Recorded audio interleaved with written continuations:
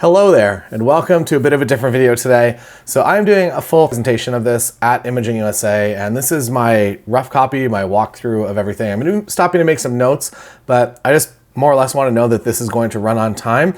And also, you get to experience it at home as well, since you have to go to the conference to experience this in real life. So obviously some benefits for the real life experience that I can help you in person. There are some time blocks set aside, so I'm able to help you with settings and whatnot at the actual event, as well as a Q&A.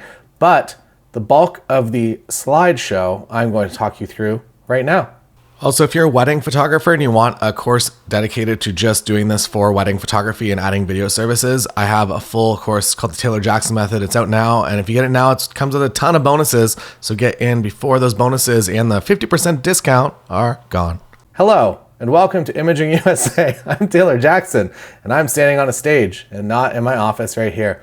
Today we're going to be talking about video skills for photographers, everything that I have learned bridging from a photographer into a videographer who also does, I guess, a lot of it's hybrid as well. So most jobs, weddings included, I'm doing both photography and video. Now, let's ask around the room, where are you currently at in your video and what genre are you in? So I'm going to tailor the presentation to whoever's in the audience. Typically, I would say I attract a lot of wedding photographers, but Imaging USA is a little bit different, where people tend to sign up more for the topic and not so much for the for who's teaching it. So I'm honestly curious, and this will modify the presentation to target it more specifically at who's in the room. But by the end of today, also, I'm going to pretend you're in the wedding space or wedding and portrait space with a interesting commercial as well. By the end of today, you're going to have an understanding of video settings, essential gear, basic editing. We're going to do a live demo, diversifying your income streams, which I think is the best thing that video has done for me, as well as just making more money. Everyone likes to make more money. It's a golf clap. Adding video tripled my business. So in the wedding space, it took me from somebody that was easily comparable to every other photographer in town, and all of a sudden I'm now doing hybrid photo video. So I am helping people get the services that they want for both less money and also less physical people at the wedding day, which I think is a huge advantage, because a lot of my couples are similar to me, very introverted, a bit shy maybe. They probably don't want a team of 4 people there doing video and then a team of 2 people there doing photography. So that is one of the driving factors that allowed me to start doing video and to know that it was the right thing to do.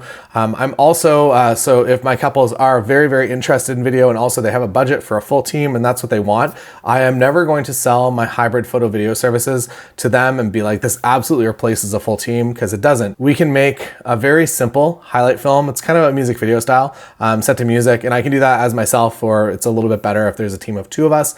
But I'm going to talk you through everything that we've done. That obviously adding video has helped my wedding business a lot, but it's also helped my commercial business. Before this, I was doing photography and they'd always hire a second video team to come in.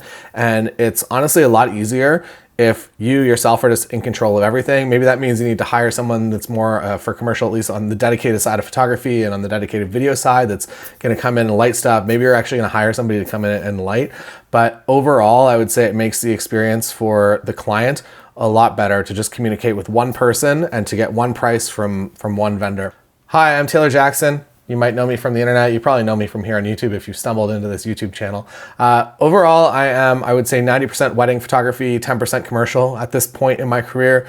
It has been, I guess the pie chart has split up a bunch of different ways over the years. So it began that I was doing maybe, I'm gonna say, all concert photography. So 100% concert photography. And that slowly became, as I became a little bit more known and desired as a photographer, because I did the good concert stuff, maybe 15% of that became band promos. I started doing portraits of solo music artists. That became my business at that time. I realized that there's not a whole lot of money to be made in terms of having, I feel like the lifestyle is super cool. You get to go on tour with bands and have a lot of fun. But overall, I think that there was a more stable career, at least for me at that time, in weddings. So I got pretty serious in weddings. I actually went on Google and typed in what photographers make the most money, and weddings popped up. I wasn't hyper passionate about weddings for sure. This is also 2003. So weddings for sure were not the coolest thing to be doing. And I decided to go from concerts into weddings, and the way that I kind of bridged that gap was that I would ask, I would kind of do a trade. So I knew bands didn't have a lot of money. I was usually being paid in free t-shirts, but if I was doing promos for them, I would ask them, hey, I see that you have a partner. I would like to take some pictures of you in a romantic setting. And we would pretty much go to all the same locations. I would off-camera light everything. This is when off-camera light was everything. I would set up my couples photos basically the same way that I would set up my my band shoots. We'd find the same dirty alleyways and we'd do kind of the same style. It was basically, rather than a couples photo shoot, I was kind of just as though they were a duo, maybe an acoustic duo of some sort. I was kind of photographing them as that. That attracted a lot of clients because at the time it was a very alternative way to do wedding photography, when traditionally wedding photography was still partially film in those days, and film, I guess, is just a lot more standard. There was that they got the couple. There was maybe, at least in Canada here, there was a few people doing interesting stuff. There's a lot of interesting stuff going on in California, but by just being a little bit different, it was pretty easy to get my foot in the door with some couples. And then I had to learn everything about business because I knew photography, but I did not know a lot about business. So I spent pretty much the next years, I'm going to say up until like 2015 actually, ingesting as many audiobooks as I possibly could and just learning all the business side, because now more than ever, I'm going to say the business of photography is 90% of your business. That mirrorless cameras, you put a camera in the hand of somebody that's pretty good, that understands lighting and can communicate with people, you're probably going to get some good photos, shoot everything at f1.2 and it's going to look beautiful. But at that time, things were a lot different. You can see here, I've been to Antarctica. This is how I get clout with any wildlife photography. I guess I went on a tour, so it's probably not good clout. It's cool you went on a boat on a tour. Weddings, and then also in Iceland. We tend to visit Iceland a lot for a number of reasons. One of them is because it's just a lot of fun. You get to do, if you have a wedding couple there, you get to do some landscape photography, you get to involve your couple, and you get to have a nice time. Love the hot dogs there. The first video, so I actually came from, I'm going to say the first project I ever worked on personally was a hybrid photo video project. I went to Whistler, British Columbia in, I think, 1999. And I had my dad's Olympus. It was a point and shoot, and you flip the barn door open in the front, and it also did video. I think it was like 160p video. And that was my first experience, I think, ever really shooting video. I don't know if I even did any at home. I just took the camera. I was having fun with it as a kid, just taking pictures with it. And I went on this trip and I just recorded a bunch of video clips. So it was snowboarding and ski stuff. And I actually fused it together with a slideshow at the end. So I did the trip video and then it turned into a slideshow all of a sudden. So that was probably my first experience in a hybrid, and it was for my personal journey. And maybe that's kind of been a little bit of a North Star because it allows me, at least like, it's something that's valuable to me, that I want the still images, but I also want the video. So it makes sense for me to offer that to couples and clients. Now, this is what I do a lot of the time. A lot of behind the scenes wedding days up here on YouTube. You're watching this on YouTube, so you can go and find them. I think there's 80 full wedding days now. Some of them are on DSLR, the older ones, but the newer ones are on mirrorless, and it's all brands. So that's something that I think is unique maybe to the channel here. This is when I only really shot Nikon in DSLR. But since then, I've shot a lot of Canon. I shoot Sony primarily, I would say, these days, and Nikon as a secondary. And I also shoot Fuji at weddings, including the GFX series. So there's a lot of interesting stuff on the channel. And that is also why I pride myself in being somewhat helpful to you if you're getting into video, that I'm not going to be focused just on one system, that if you have questions on Canon, you have questions on Fuji, you have questions on Sony or Nikon, I am able to help you. This is what I was truly passionate about, and this was, we're going to talk more about this in the marketing section of this talk, but to build my own portfolio and to build the portfolio that I wanted to exist in the world, I think was really, really valuable. Like, yeah, it's fun. I get to go do the stuff that I want to do, but also to build that as a proof of concept for whenever eventually brands come to you and they're like, hey, we're Hilton Hotels, or hey, we run this conservancy, can you come and do a feature on us? There are a lot more opportunities, I would say, in video or being a hybrid photo video shooter than had I just been a photographer at this time. So we were able to come here, we were able to make them some promotional stuff as well as come home with some stuff for us. And that show, so that was called A Photographer In. That was kind of my passion project. And that was, we're going to talk about the two ways that I kind of gave myself my video education. That was one of the ways, to go with pretty much no gear when you're traveling, especially if you're traveling on safari. I think camera gear is exempt, but they're pretty tight on the carry-on limits on those planes. And I think I was like, oh, I get 15 kilograms of luggage total. I'm like, okay, well, that means I can bring one lens, maybe a secondary body and a secondary lens, and that's it. So we went out there with, I had 2 cameras and Tim had, I think, the same, and we were able to make it work. So that concept eventually turned into Around the World with Taylor Jackson, which was presented by Nikon. So this was a team effort with Nikon that we basically pitched them like, hey, here's a show you're doing, but we can do it a lot better if we have some budget, and also we can do it all on our cameras, which they seem to enjoy. So while that's a photography example, this easily could have happened with any other brand, the American Express, somebody else that would be potentially funding projects that you want to do. It's a lot more likely you're going to find that video is going to be the thing that they are after, and potentially even vertical video in this day. That's me, but you're here. I don't gotta talk to you about YouTube. I guess my North Star now, and maybe it's always been, is just unique and interesting opportunities that I want to go out of my way when possible to create them and to enjoy them and to just do. I feel like that's why we end up in Tokyo here on the channel so much, because we are always chasing strange and unusual experiences. And where else can you go essentially skinny dipping with 100 Japanese dudes dunking a shrine? They were wearing something, but they were dunking a shrine in the water. It's just a unique and interesting experience. I guess now we gotta show that B-roll. That was my birthday. Then we went to a baseball game with Jason and Vivian, Jason Vong, Vivian, and then I went to Outback Steakhouse for my birthday. That's a nice birthday, right? There is absolutely a growing demand for video. I'm going to say that 80% of my jobs, I realize that I have my presenter notes over here. So far, I haven't had any presenter notes. I guess I'm doing okay. Over 80% of my jobs are hybrid. This includes weddings. This includes my corporate stuff. This includes everything we do here on YouTube, that it's usually some sort of hybrid photo video coverage. And that's just kind of, I guess, at least in my opinion, where the industry is headed. I've had a few jobs that have even asked me to prioritize video, or there's a few that I'm obviously hired to just come and do video. But in weddings specifically, I have had a few wedding days where the couple will reach out to me and they'll be like, hey, we want a video, but also we want some family photos. Are you able to make us a package that does that? And I'm like, yeah, of course, we can sort that out. Photo, video, they complement each other. I think especially when it comes to weddings, that you are absolutely making a better package for your couple.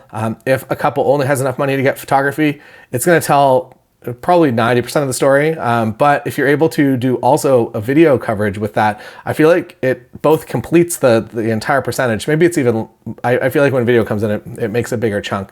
I know a lot of people that 3-minute highlight film, even if it's just set to music and there's no audio or no vowels from them, I feel like that is the piece of that's the thing that they look to when they're thinking about their wedding day and they want to re-experience it. They go in, they watch that video rather than flipping through the photos. The photos obviously have value. They're the ones that are going to get printed and put up on mantles. You're probably not going to be putting your wedding video up on loop on a TV in your house somewhere nonstop. But if you have a digital picture frame, there's probably a few of those photos in the loop. And when it comes to printing things, these are, I would say photography is significantly more valuable in that situation.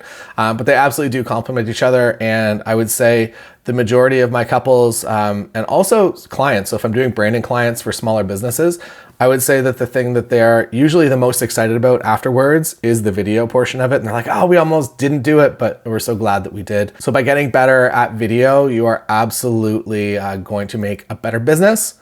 Here's an example of what I do. I'm gonna mute it and talk over it while it does the thing. So this is what I make for a lot of my couples. It's pretty simple overall, I would say. It's just slow motion. We're going to talk all about frame rates and 4K and everything coming up here. But overall, it's just slow motion. It's set to music. There are some vowels in this. I actually recorded them on my phone. I just set a voice note next to a speaker, and even if it's bad audio, it was good audio in this case, but even if it's bad, you can usually repair it a little bit in some AI tools. Personal note, I have to add that slide to talk about Adobe Podcast AI because it's amazing. But overall, it's pretty simple. That these are, I'm in the same spot taking the picture, so I take a few photos and then I switch to video. I think it kind of goes the same for any other project that I'm doing. If we're doing travel work, we're doing client work. If it's this style of kind of montage highlight, typically I would say that's kind of the way that I do it. If it is a more video focused project or we're there primarily for video, I will obviously prioritize that. We'll do the video clips first. Maybe there's more video coverage overall and just a few photos. That would be the case for that wedding day that I spoke to, that we were kind of hired there to do the video first and then just the photos for family. The immediate objection that I get a lot of the time is that photographers don't want to add another layer of editing. Editing sounds not fun. Like there's a pretty good chance that you know how to turn your camera on to video mode, and you can probably do a pretty good job. You got that 1.8 lens, it's going to look nice. But when it comes to actually doing commercial work, the editing is for sure a problem. And within this video, we are going to go through a full edit of a very simple video, but it will give you the basics of what you need.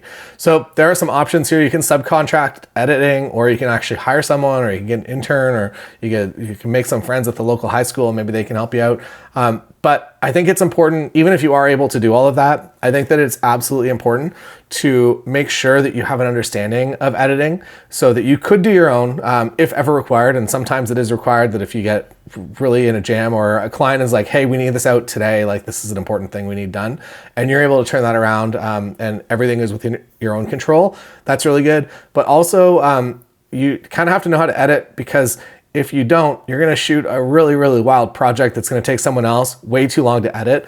And when you know the footage that you're going to use, say for instance, for wedding days, I pretty much know most of the pieces I'm going to use, and the pieces that I'm for sure not going to use, I'm probably not going to use 25 photos or 25 video clips rather of cocktail hour. I'm not going to do like side to side pans. Those aren't going to be in it.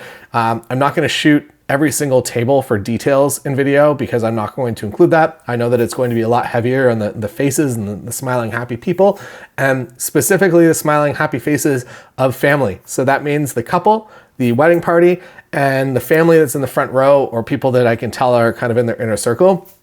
Those are typically the only people that make the video, unless it's in a wider shot. So I'll do a wider shot of the ceremony. There'll be a bunch of people in it. But I found that my only edit requests that were coming back from couples were when I included a close-up of somebody and it ended up being somebody that they didn't want permanently pressed into their wedding video forever.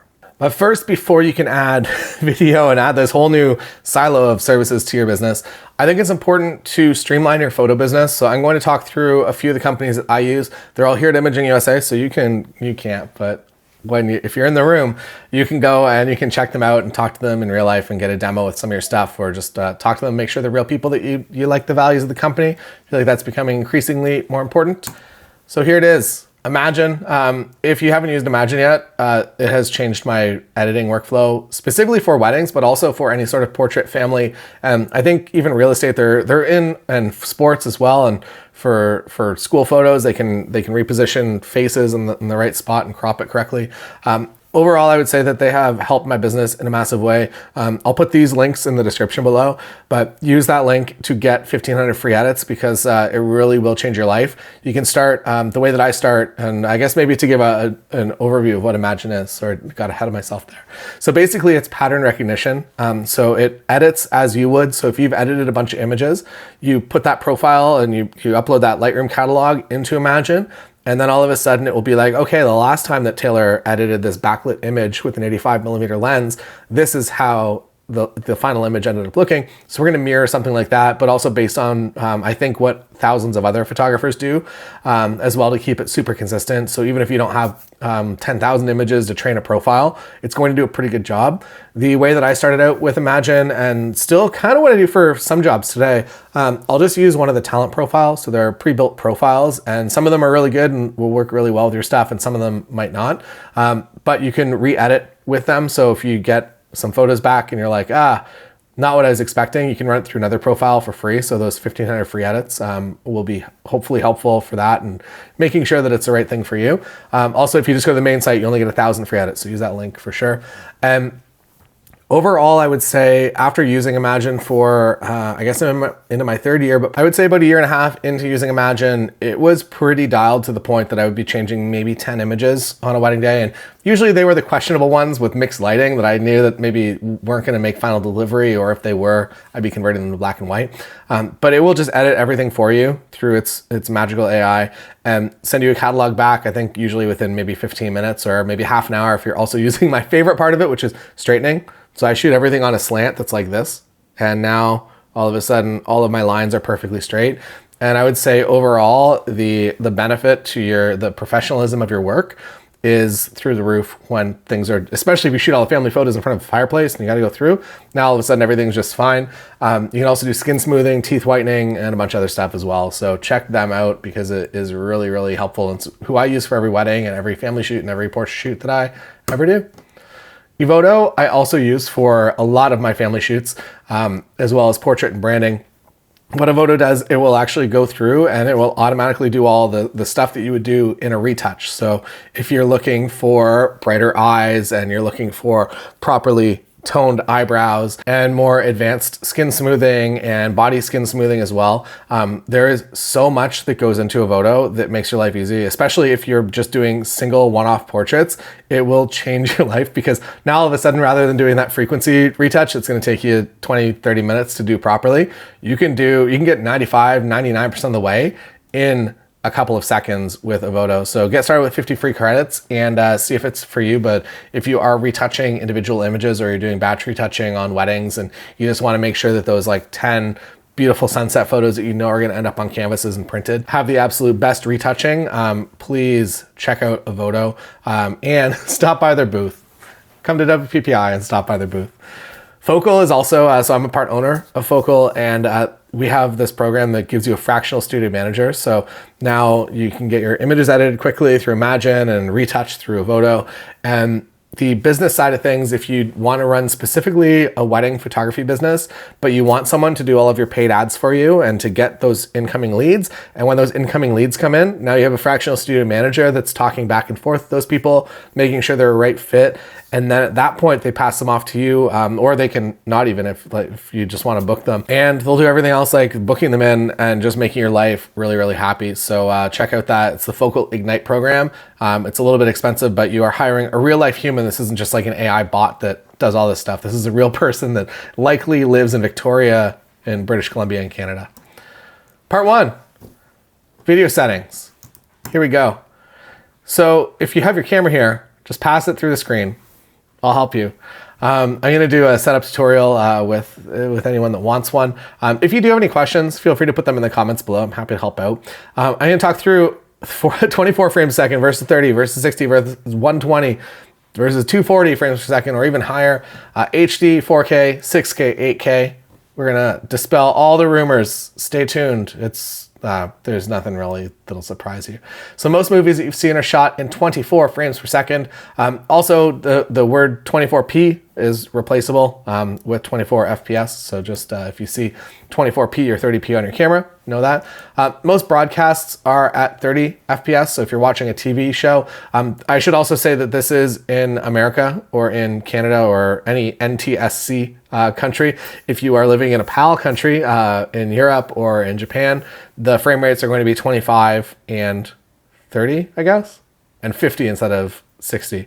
But if you can change that on your camera if you want, because I don't know, I feel like 60 frames per second is a little bit better. A lot of video games and anything you're watching on a monitor is usually a higher frame rate, like 60 FPS or even 120 in some cases. And yeah, as I mentioned, sometimes instead of 30p, you're going to see, I guess I didn't mention this. Sometimes instead of 30p, you're going to see weird fraction numbers like 29.97 or 24.98. They're pretty interchangeable, at least for what we do. If you're working on a proper Hollywood cinema production, maybe it makes a lot more sense to pay attention to everything going on, the exact numbers. But overall, I would say you're pretty safe doing at least your intro to video and finding out if you do need to change anything up, because I haven't had any issues. Overall, 4K is fine. This is on a Sony menu system. If you have a Canon menu system, I can help you out, but there's a bunch of different options as well for that. 4K, I am happy with, and HD is also fine. So if you're on maybe a DSLR and you want to shoot 60 frames per second, sometimes it won't allow you to do that, and you'll have to switch down to HD in order to get to 60. For wedding films, I shot even into last year, because there are some limitations on current day cameras that are perfect for weddings, except for this one thing, where it won't let you do 4K 60 without going into a crop factor. So when you activate on a Sony a7 IV, which is kind of their standard, I would say, wedding photography camera, if you do go into 4K and you go into 60 frames a second because you want that nice slow motion, you're gonna get a crop. So in video, you're gonna be in an APS-C, you're gonna be on a crop body, but then in photography, you're gonna be on full frame. And when you're switching back and forth, it gets very confusing. The way you don't get that crop is by going with HD. So that means instead of getting the full 4K resolution, I am upscaling from HD to 4K for my final delivery. I would say overall 4K at a close distance with a good sharp lens. People sometimes see a little bit too much of themselves, so it is important maybe to, if you do have any close-ups, there are some plugins that you can use similar to Avoto, but you can do it for video so people look a little nicer. I would say by upscaling from HD to 4K, specifically for weddings, I didn't have any complaints or any questions from couples. If I was doing commercial corporate, I might find a camera, at least for that shoot, that could do 4K 60 uncropped if I did need it. 6K, so there's a lot of talk about Ks. I would say any camera that shoots 4K is totally fine. I'm gonna talk about the 6K benefit here. So if you're on a Panasonic GH5, I think, or an S5 II, you can shoot open gate. And what open gate is rather than, so if you turn your camera into video mode, you're probably gonna see that the aspect ratio looks exactly like this right here. So the top and the bottom, this is the full frame. This is everything that is being recorded. In open gate, that basically means it's using the entire sensor. So if you switch your camera into photography mode, you're probably gonna notice that the top bar up here just disappears. And that's because you're recording the photo kind of with a full sensor, most sensor in most cases. And what OpenGate does is it allows you to record video from that entire photography sensor, essentially. So you're able to make that vertical crop as well as horizontal crops, and you're also able to move the frame a little bit as well. So I would say specifically for finding vertical frames, it's really, really helpful. And some cameras will actually give you, within your camera, it'll give you this option to have another border so you can see what your vertical crop looks like, so you're not gonna guess at it and find out in post that you're cropped in way too tight. 60-120, 240 will also make slow motion. So there's differences between the playback speeds. So if you're watching your video game and you're watching it at 120 frames a second, everything feels buttery smooth and wonderful. That's the playback frames per second. But when you are recording it, you're able to actually slow down. So you're recording more frames than needed to fill that second. So you are making a timeline that is maybe 24 or 30p. So it's going to be 24 or 30 frames per second on that timeline. But when you put 120 footage on it, all of a sudden your 1 second becomes multiple seconds and you're able to make that slow motion. So what I do for weddings is I shoot at 60p and then I will convert that down to 24p in the timeline. So every second that I get a footage, I kind of get a second or a bonus second in a little bit. So if you're struggling to fill up that 3-minute highlight, know that if you have a 1.5 minutes of usable good footage, all of a sudden that makes a 3-minute in slow motion. So that's one of the benefits of shooting slow motion, but more on that a little bit in editing. That's just a video you've already seen. But yeah, 60p, water's slow, nothing's moving there. It also helps you, so you can see that there's like obviously a little bit of handheld shake. This is before, so some of the newer cameras have dynamic active stabilization that is amazing. This camera does not. So I was just doing the best I could handheld, but when you are in slow motion, your handheld shake feels a little more buttery. And then also in editing, we're gonna talk about easy ways to make it so that you don't see that camera shake if you don't want, or some ways to repair a little bit of camera shake. So typical settings for me, at weddings, 60p. In the rest of my life, I'm usually shooting at 30p. So if I do need to do something a little bit more cinematic, maybe I'm gonna go down to 24. But overall, most of my timelines are 30p. So for companies, for commercial, I would say most of the time, that's what that looks like. For bit rates, you might have some options. You might not have options. You might have like a little, if you're on Canon, it'll show a little arrow that's like down and it'll say compressed. I would say, so there's obviously the more bits you're gonna get. So if you go up to 10-bit 422, you're obviously going to be getting a lot more data in that video file.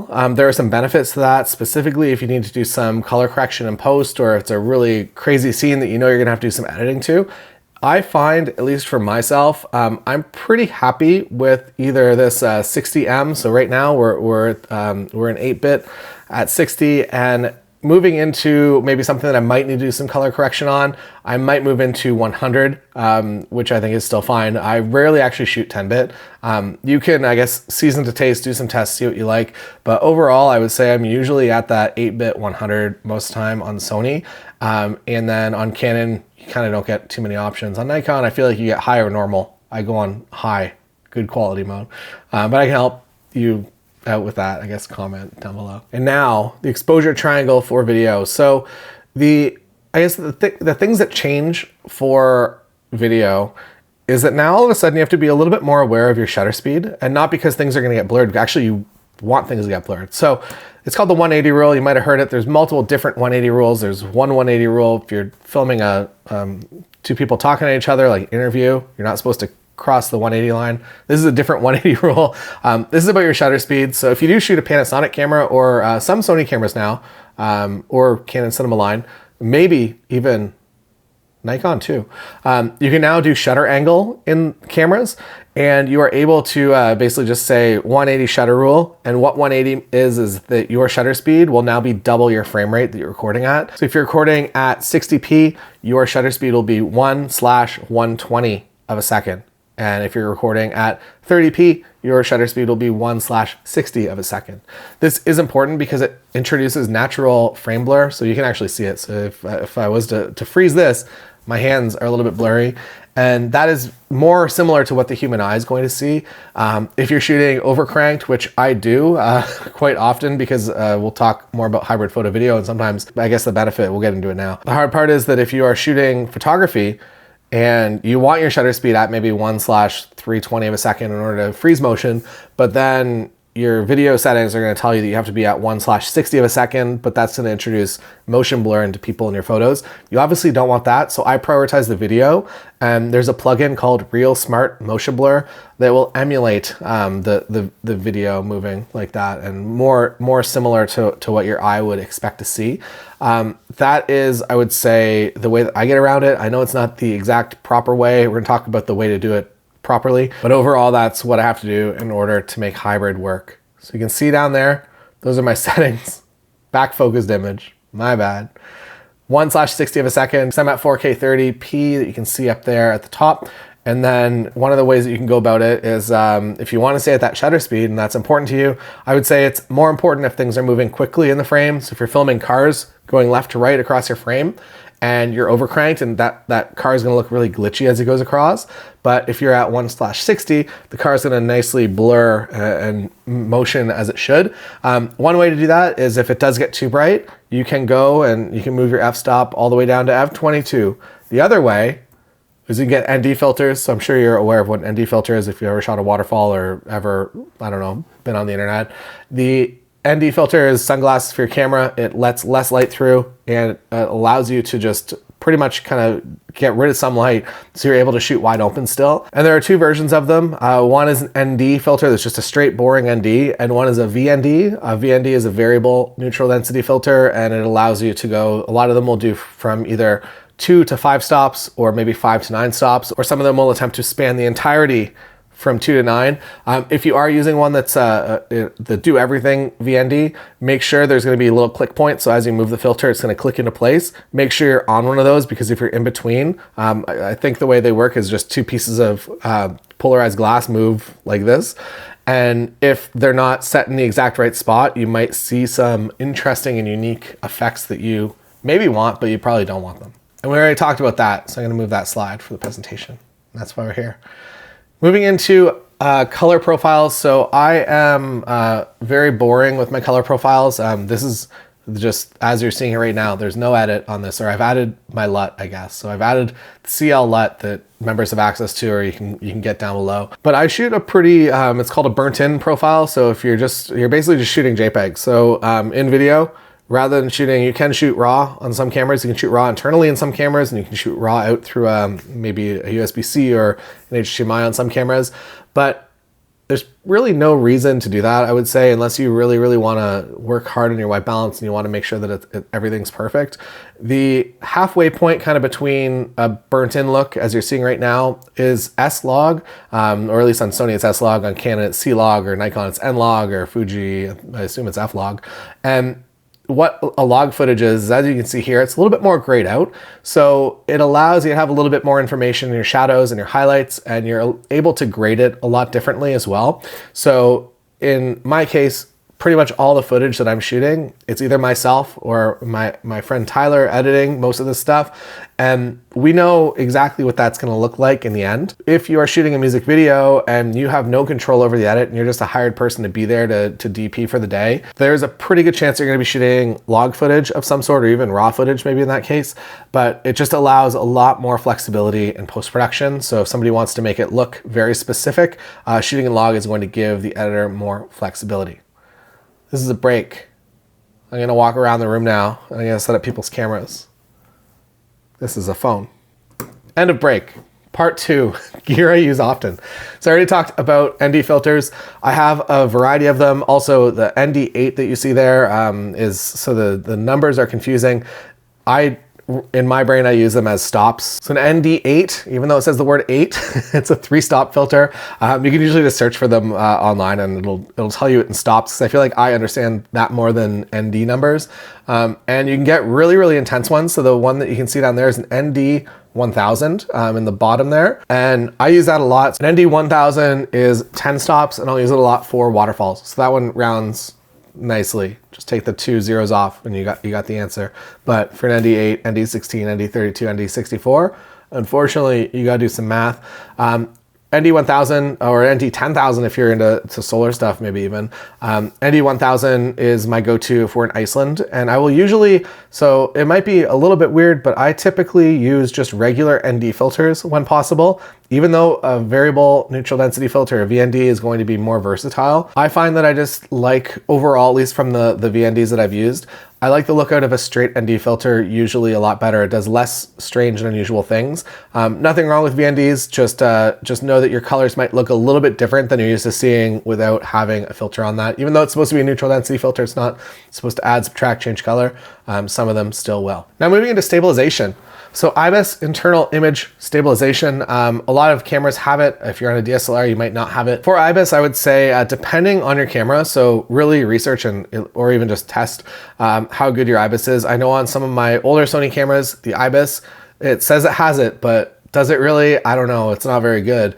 Now there is additional layers of digital stabilization that you can put on top. So on Sony, at least, you have an active mode. So you have IBIS, just a regular standard, and then you have active mode, which is a little bit better. It fixes it in post-production, and you have a dynamic active that basically makes it feel like you're in a Steadicam. The downsides with those digital stabilizations is that they crop in a little bit. You can also do this in post-production as well. So Sony cameras specifically will record the gyro data in an XMP file, I believe, or an XML file.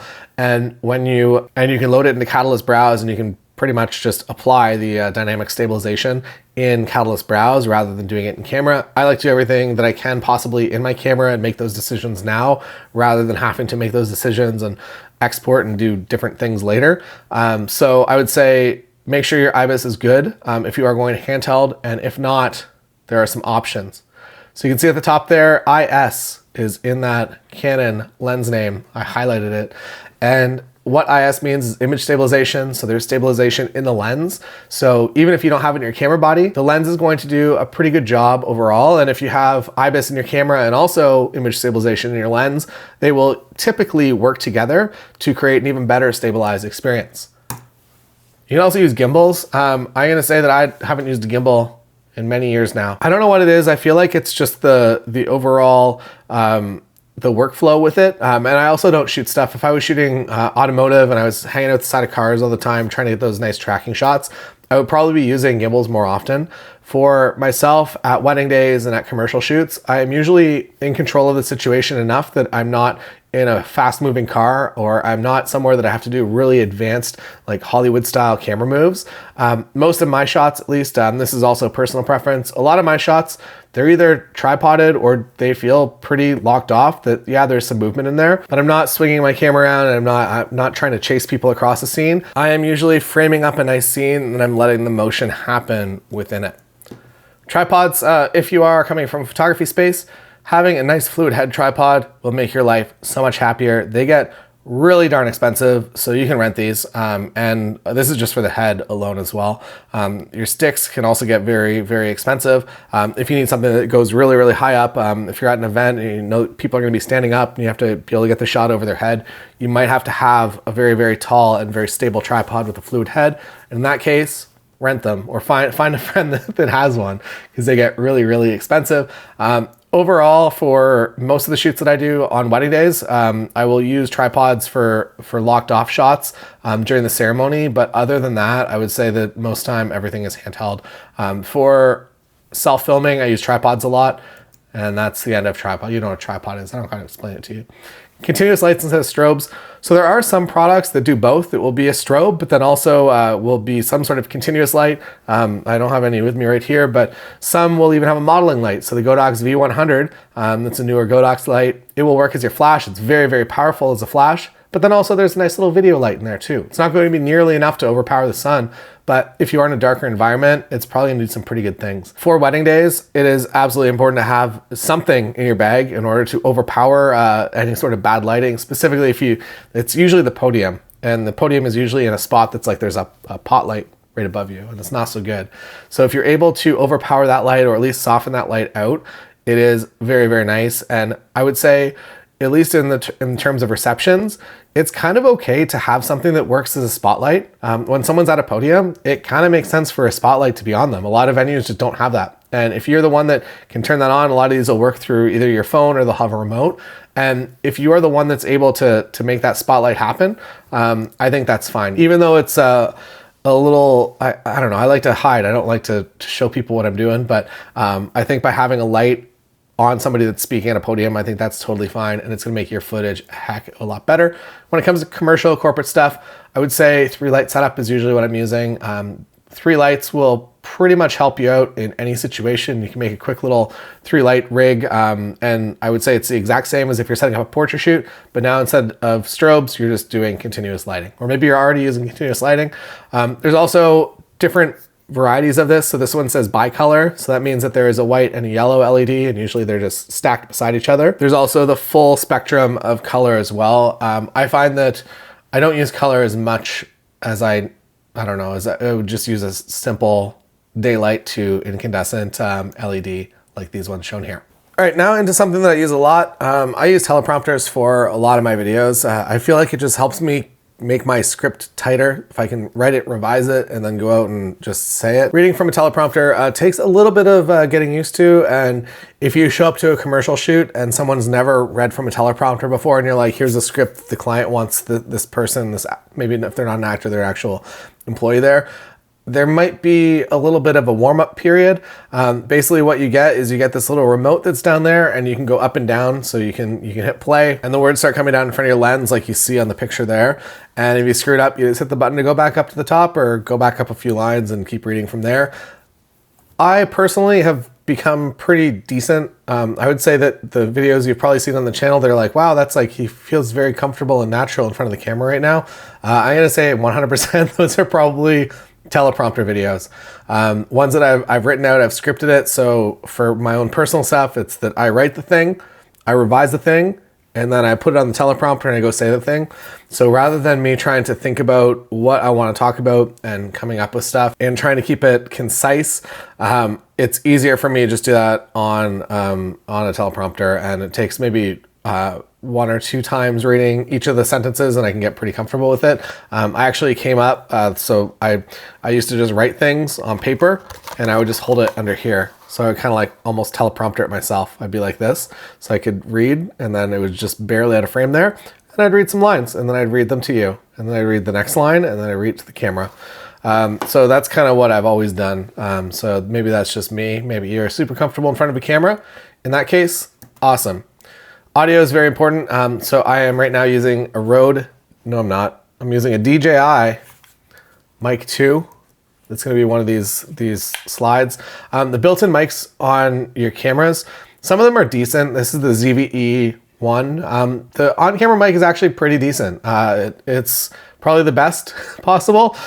Most of on-camera built-in mics are terrible and not good, and will easily pick up wind noise and sound terrible. So if you are doing that, know to get as close as possible to your subject. So something like this is almost even too far away.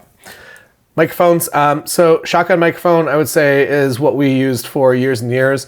And then over time, we've switched to this lav style. So you get the DJI wireless pack, and then you also get a lav microphone that's a bonus extra. The one that I'm using right now is from the Tascam DR10L.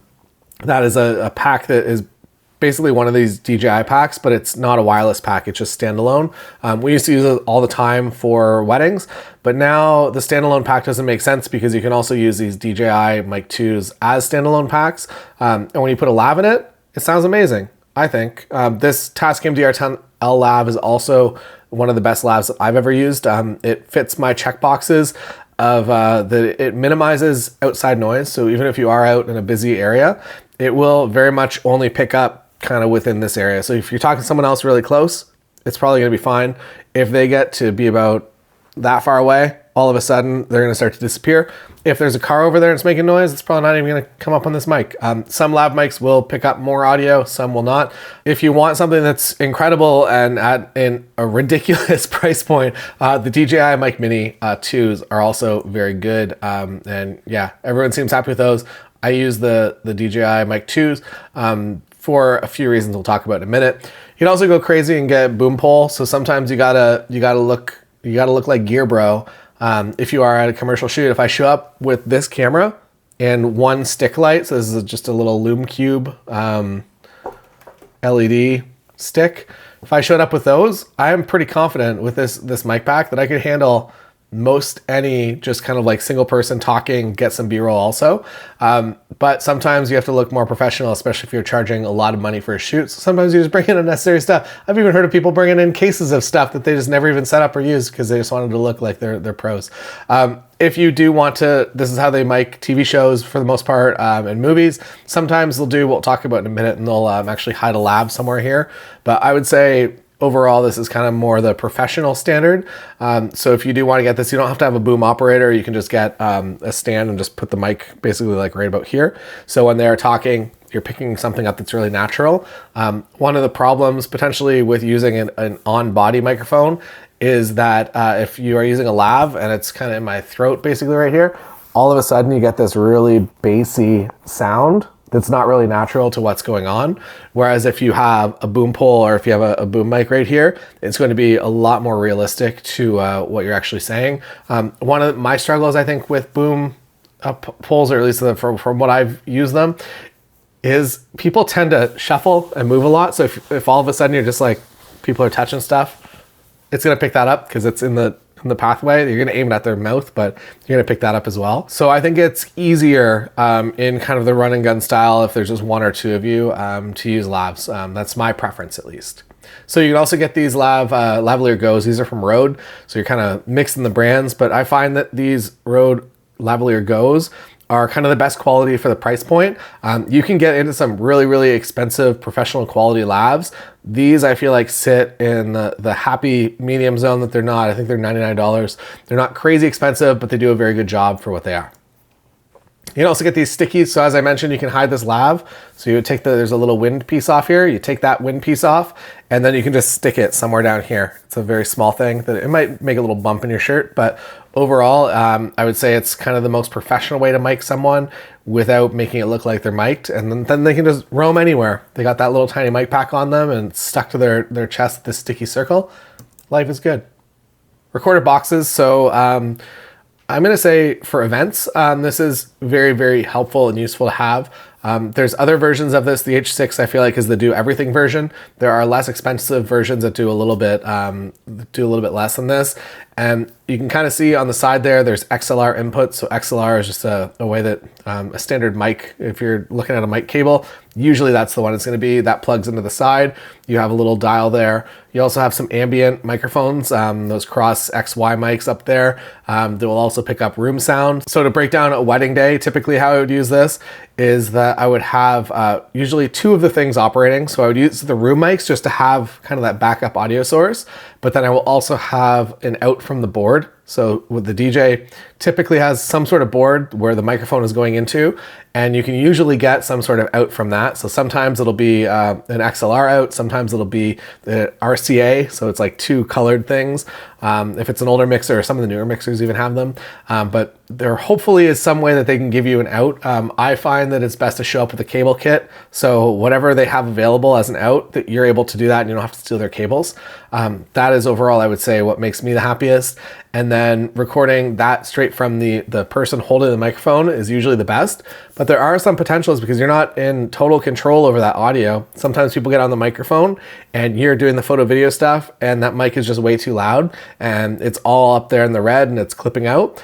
And I would say that you also have to have a backup. So even if you are using this, you're going to have some sort of backup as well. So my friend Tim will actually put, it's kind of this like neoprene case that goes around a handheld microphone that has this Sony recorder in it. You can do something like that. I also find that putting one of the DJI mic 2-packs just on the podium is usually a pretty good backup, that most of the time that they're not just going to wander too far from the podium, that even if your audio from here is not doing so good, hopefully that microphone that's kind of that backup that's on the podium with them will do a good enough job. And then your third tier of backup is just room audio. So get this microphone or get some sort of microphone close to the speaker. The DJI packs also come with a little magnet on them as well. So you can just stick this onto a grate for a speaker if you want. I don't know if that's fully recommended, but it is a pretty good way to just get some sort of backup as well. So yeah, backups and backups and backups. The audio capture basics. So the first one is to not clip your audio. So as you can see up there, those two little green dots, if they turn into green bars, if they turn into red, that's a problem. So don't let it go to red. Yellow is kind of okay. Yellow is obviously warning. I like it somewhere maybe around there so that if people get really, really loud, I am still able to use that audio, but that if people are very, very quiet, that I'm able to amplify that a little bit. The other basic is just to get your capture. If you've got a head here talking, get your microphone as close as you can to that head that's talking in order to pick up the best audio. And sometimes that's possible, sometimes that's easy, sometimes you gotta work with what you got. The benefit, I guess another benefit of the DJI Mic 2-packs is that they have 32-bit float, which kind of means that in photography terms at least, that you're shooting raw audio. So you're able to have a lot more flexibility rather than what I am doing right now, which is going straight into the camera. I'm kind of capped, I guess, that if I get way, way too loud, there's no way I'm going to recover that. And if I get way too quiet, there's no way I'm going to be amplifying that up without it getting really noisy and grainy and bad quality. With 32-bit float, you're able to do a lot more with your audio. So if someone is a lot louder than you expect or a lot quieter, you're covered. Whereas other things that don't have 32-bit float, which is a lot of products, more are starting to get 32-bit float, are going to have you more covered. The other thing with the DJI 2-packs is that, so for instance, right now I am recording here. So this is going into the camera up there, but I'm also recording this red light here, shows that I am recording into this pack. So I'm actually only getting 32-bit float in this pack here. When it transfers to this camera, it is not carrying that over, which is a bit of a bummer, but I guess it's understandable. Hopefully that's something that improves in the future, but for now, if you do need 32-bit float, you're gonna have to plug this in USB-C, and it basically just mounts as a hard drive, and you just drag the files off, and then you replace it in post-production, which I'll talk a little bit about. Next, don't use illegal music. I will get a lot of requests from clients that are like, hey, can we use the Final Countdown, or can we use whatever song it is? And the answer is, how about these songs instead? Or sometimes you can just offer up like, hey, here are the 10 wedding songs that I usually choose from, if they do want control over it.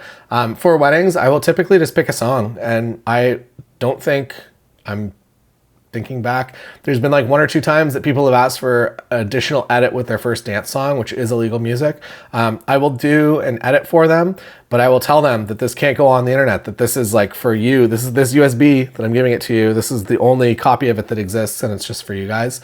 I'm okay with that. Still legally, that's out in copyright infringement land. I'm okay to do that just for my couple, but anything that ends up online absolutely has to have proper licensing. So start with Artlist. Artlist is awesome. I use them for all of my YouTube and a lot of wedding as well. I would say all in all, it gives you the most amount of variety. I also use MusicBed for some one-off songs as well for weddings. Music Bed tends to have a better quality overall of music when it comes to vocals and production quality, but it comes with a more significant cost. And Artlist is just a one-in subscription, and you get access to all the music. And not only do they have music, but they also have a bunch of other stuff for video, including templates and including sound effects and a bunch of other stuff. So start with Artlist, use that right there. Now, let's do a live demo. All right, so the live demo here, I'm going to do a more advanced live demo at Imaging, but basically I'm going to show you the way that I set my camera up. So here we go. In movie settings, so S&Q is, you can do some crazy frame rate stuff. So if you want to get high frame rate, you know, S&Q. I don't use that. I do 30 frames per second. I set this to 8-bit at the bottom. Show you, don't be afraid of it. You can also not use that if you want something better. And then 4K. And then in my FN button, so if you hit the FN button there, you also get access to these picture profiles here. So PP11 on Sony is Cinetone. So I think that is, these are log profiles, I believe. And then as you get to 11, that's the one I like, Cinetone. So it's not a log profile, but it definitely relaxes, I guess, the contrast and the color palette a little bit. I like it, and it is what I use most of the time. Beyond that, I use, if I'm handheld, I'll usually use dynamic active stabilization, but active is okay as well. You can see how extreme the crop factors are there. So that's just regular IBIS, active, dynamic active. Makes it like a, I don't even know what zoom that lens would be. I'm going to go on active for this. If you're on tripod, it doesn't really matter. You can just put it whatever. I would even turn it off. Then I also like to lock my white balance as well. So I'm usually on shade white balance, either this one or this one, cloudy here. Shade looks nice right now. Makes it look like I'm in a sunset, even though it's just one light. There we go. Now I'm going to record a hello message to the camera, and we are going to edit it together. Hi there, I'm Taylor Jackson, and today we're recording a video. As you can see down there, my shutter speed is at 1/60 because I am at 30p, f1.8, ISO. I actually have set to auto ISO. I don't know if I 100% recommend that, but it is today, and it's kind of fine. You can also tap on the screen, so if I want it to focus from the cat to the not cat, that's how you do that. Now let's go back to the computer. I'm going to show you how I do a basic edit. All right, now we are in the computer and we've shot our cinematic footage. Now we want to edit it all together in just a very simple, straightforward project. Even though this is a hyper simplified version of what any video will ever look like, it will have a lot of the bits and pieces that a bigger project will have. I will normally have a main A-roll of talking head or some sort of whatever the content is, and then I'll have B-roll also on that spread around. Let's begin. So I am in Premiere Pro. I would probably say, even though I'm going to teach this in Premiere Pro, if you don't have the full Adobe subscription and you don't already have it, I might recommend getting started in DaVinci Resolve because it is free to begin with. But Resolve will do everything that I can do here in Premiere, and it starts out free. So let us begin though, after all that slam talking. We're going to go imaging. So there. A basic project has been created. To walk you around, this is pretty much the default layout. So I will do most of my things in assembly. So there's multiple different things. You can get really crazy. You can get really into color correction. There's profiles for that. I do pretty much everything here in the assembly. I find that at least in the past, it was the fastest. Does everything I need. I don't have any reason to switch. I did drag, so I think effects controls or properties comes defaulted up here. You can just grab any of these tabs and just drag them where you want. I think having both of these here is helpful. That's really the only change that I make overall. Everything else is default as the software comes. Let's find the beautiful talking sections here. Here we go. I'm gonna drag and drop all this footage right here. You can also click the button to add and import if you want. And I will typically, I will find whatever the piece, whatever the A-roll is, I will find that and I will just drag it on here to create my own sequence from that. So now this is exactly modified to I guess if you were to go up here, and you could also create a sequence this way. But now it already has my settings. If you do want to modify anything, you come up here, say for instance, you have HD footage, you can change your video size to go up to 4K if you want, but I find that editing from there, I'm pretty happy most of the time. Now to walk you around, now that we have this, so this is up here, my source monitor. So you can have your own clip ready to go, and then this is what my timeline is playing. So if I'm playing my timeline, that is what you're seeing there. And then this is that clip that I can drag on. So a lot of this is similar. If you've used Photoshop, you've used layers. It's pretty similar to that. There's a second layer here, there's a first layer here. So we're gonna call this my main layer. And then I'm going to drag this in from the side here so that it's only the talking. And that's my bumpy one. We're gonna do this one first. Sorry to confuse. So here, you can also use these tools on the side here. So if you want to cut something, you can use this razor tool. There are also hotkeys. I'm not going to get into everything, but basically the way that I've set my keyboard up is I use the key H to add and edit. So if I need to make a cut point there, I can just hit H and then I can delete it like that. So now here we have me talking, and then pausing, and then talking and shaking. And that's all. So that is the A-roll I'm going to use for this. Now for my audio, as I've mentioned, the audio is as important as your video, maybe even more important in some cases.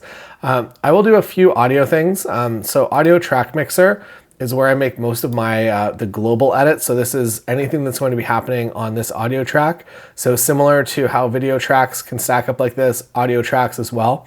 So typically I'll have my speaking kind of on this on A1 here. I'll have sound effects on A2 or anything that I just need to add that's not in the main A-roll. And then on A3, I will typically put music. If it becomes a bigger project, you can right click, you can add tracks, and you can do more layers if you want. I would say typically 4 layers is probably as much as I'll ever go into audio, unless you're doing something really crazy that has a lot of different audio transitions and whatnot. Now what I do personally, and you can take a picture of this if you want. So I do a few different things. So I will start with a multi-band compressor, and you can just drag these down here. So that's the last effect that I'm gonna pass everything through. And I'm gonna come down here and I'm gonna just set it to broadcast. So we're not gonna do much. What this does is it kind of allows my, it amplifies my voice, makes it sound a little bit better, and doesn't let it clip out. Or if I did screw up the audio, it's gonna clip out, but it's not gonna hurt your ears. It's not gonna stress out the speakers as much. So that is my last one. And then I will add dynamics processing as well. And this doesn't really have a default I like. There is one for voiceover, but it's crazy, it's too intense. I just do 2 little adjustments here. So on that 2, I will do that. And then up here, I'll do something like that. And that makes my audio to a place that I am pretty happy with it. And then last, I will also add an EQ as well. So I'll use a parametric EQ, and I will set this down to vocal enhancer. You can play around with the positioning of these. So if, for instance, all voices are a little bit different. So if the voice that you're trying to process, this is also just my general guidelines on what works well for me in most situations. Sometimes it works well in this chain where it goes through the EQ first and then dynamics. Sometimes it works a little bit better if it is flipped. So flipping it that way, my multiband always goes at the end. And rather than turning up the volume down here, I am usually just turning up the volume as a global here. So typically, my mic at least, it's all gonna be pretty consistent. So even if I've recorded in multiple different places, it's probably all from the same lav. So if I need gain overall, I will add that through here, which I just think does a better job overall. So that's what I do for audio. There's also different things you can do if you right click here. You can go to audio gain. You can also just hit the G key and this pops up, and you can make it louder if you want, or you can normalize it all to be a max peak of some sort. I would say it's rare that I do that. If maybe I'm mixing a cell phone clip or something, I might be increasing the audio that way, but yeah, you just hit G and that pops up if you want to make it louder. Another good advice thing is to always be saving your project, because these programs, Premiere specifically on an M4 chip, is very unstable right now. I hope it gets better because it's been a bit of a struggle. So here we have the A-roll. Now we're gonna add some B-roll. How do you do that? You double click it here and it appears. You can drag the video only if you want, and that gives you the full clip. Or typically what I'll do for projects is I will start playing, maybe we'll get a longer clip here, is I'll start playing the clip and I'll use my I key to set an in point, and then I will use my O key to set an out point. And then you can either set a hotkey up just to drop this onto the timeline, or you can just drag it like that. So now all of a sudden, I got some B-roll in there. To make that smaller, I'm gonna add a little good fortune. Nice, good and shaky. Exactly what I want. There we go. Simple project. And if you do have a clip that you feel is maybe a little bit too shaky, kind of like that, I guess, there's an option in Premiere called Warp Stabilizer. So in Effects, you come into Warp Stabilizer and then you just drag that onto your clip. And it default comes, this is why I have effects controls down here. And default it comes set to 50, which I think is too intense. I think somewhere around 10 is good. You also have a no motion option. So if you just want to emulate a tripod, you can do it that way. I like to leave a little bit of the motion in there. And as you can see, it smooths things out a little bit. The cat candle does not move. It does some weird things. So if you're using a wide angle lens, it does some weird things. You can see the edges there. So if you want to fix that, you can also just, again, in the effects here, you just punch in around those edges. And then sometimes that kind of hides what's going on and makes it at least a usable shot in some cases. Now, another thing I do to my projects is, again, in effects, I type in Lume because I want this Lumetri color, and I drag that on there. And what this does is down here, it gives you, basically it gives you your Lightroom controls. So you have your exposure, you can revert anything, you have contrast, and everything else you would, for the most part, use in Lightroom. Presets are a little different. So in Creative, you don't want to add, there's an option to add an input LUT. You probably don't want that.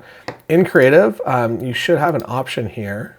And if you are part of the member site, you have access to all these. This is my 2021 preset, and I have no changes on it. So I use Cinetone, and then I drop this preset on it, and I am overall very, very happy with it.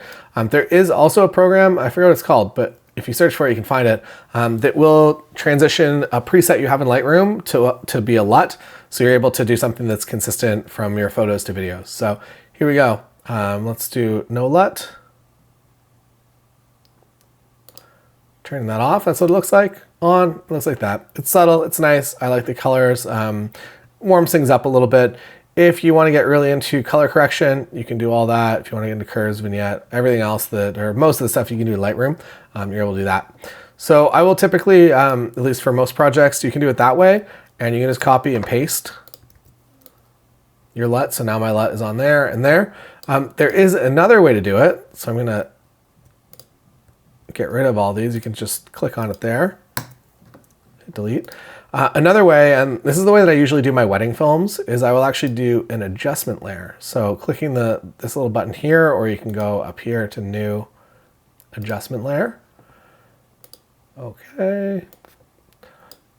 And you can just add the LUT. So if you know you're gonna be doing something just really consistent, I just copy and pasted the LUT that I was using just onto here.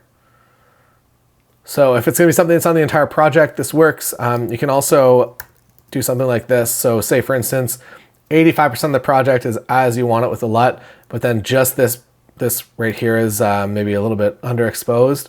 You can go down here and you can bump up the exposure just on that one clip. It's kind of a more dirty way to do color correction. I'm sure it's not the 100% real correct way that they're doing it in Hollywood, but for me, for highlight wedding films specifically, it works really well. It's easy, and yeah, these should snap to the edges here as well. So it should, just as the new clip comes in, it should only affect that and then disappear.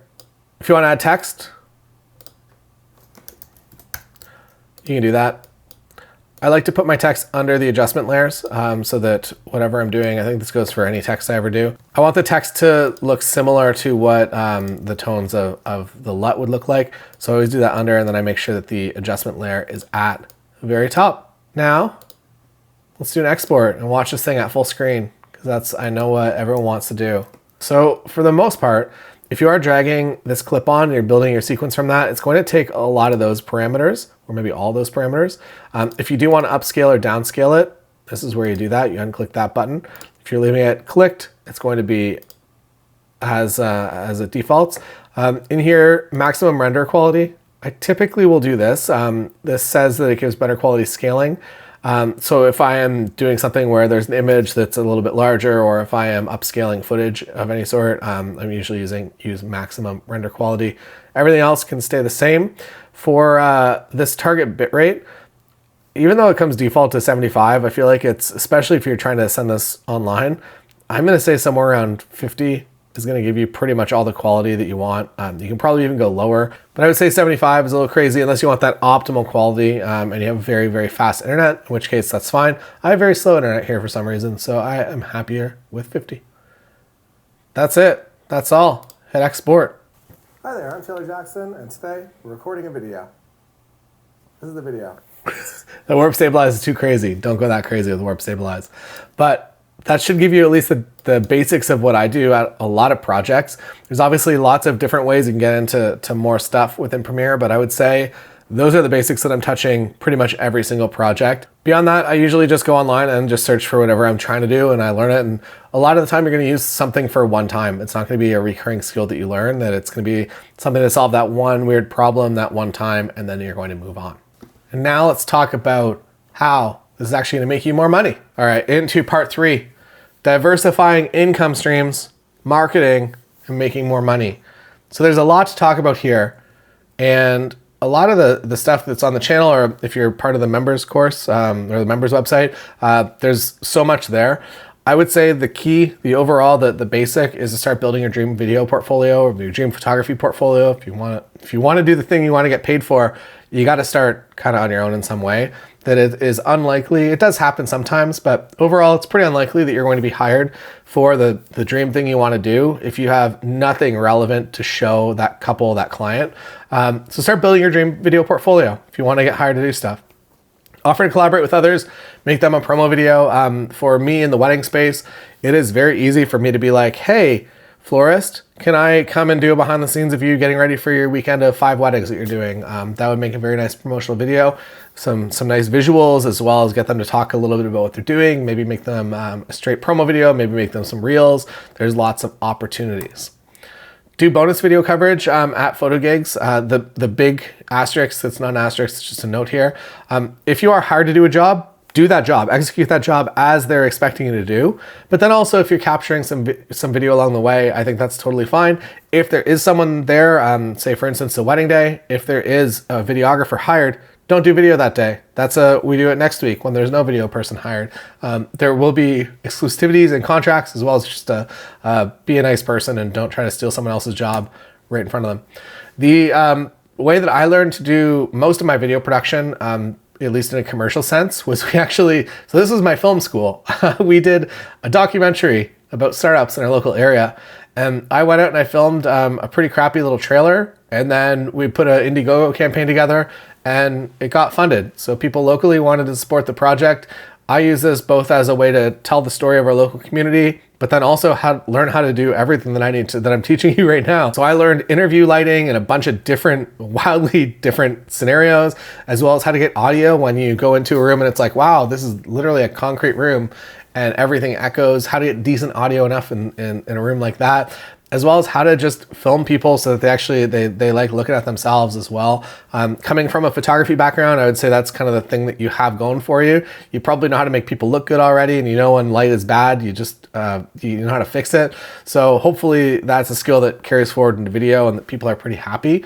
And then also color grading. I feel like that I knew roughly how to make stuff look the way that I wanted and to make it look nice and pleasing. So yeah, this is a project that my wife Lindsay and I did, and it was my film school as well as partially editing school as well. It was a big edit. I don't recommend feature-length doc edits for fun times, but if you're getting paid, as you saw back there, I think it's fine.